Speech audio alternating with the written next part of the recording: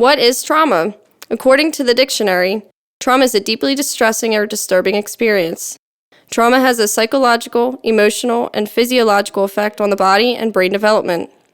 A traumatic experience is not something that disappears over time. It has lifelong effects on the individual impacted and can lead to personality and behavioral disorders. Did you know that it is estimated that 25 to more than 40% of children have been significantly impacted by trauma? The younger the child, the greater the impact that the trauma has on their life.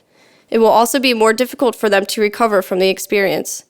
Also, children who experience trauma can either be hypervigilant, which is seen mostly in males, or dissociative, mostly in females.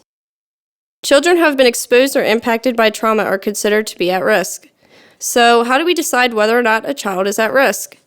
At-risk populations include children who are vulnerable to the harmful effects of trauma through different factors. A risk factor is anything that increases the probability that a person will suffer harm. These factors can be inherent or external. So if a child's mother was or is considered to be at risk, the chances for the child to experience the same are high. This is inherent. External factors can range from different traumatic experiences. For example, if a child is exposed to drugs at school or other criminal behaviors, this would be their external risk factor.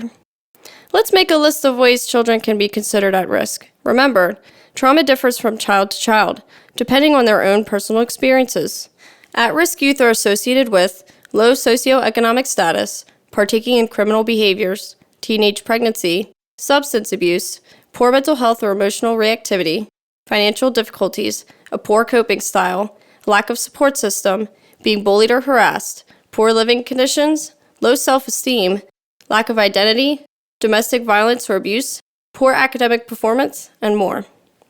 Everyone should remember that trauma in at-risk populations can be found in urban, suburban, and rural communities, not only within the inner city.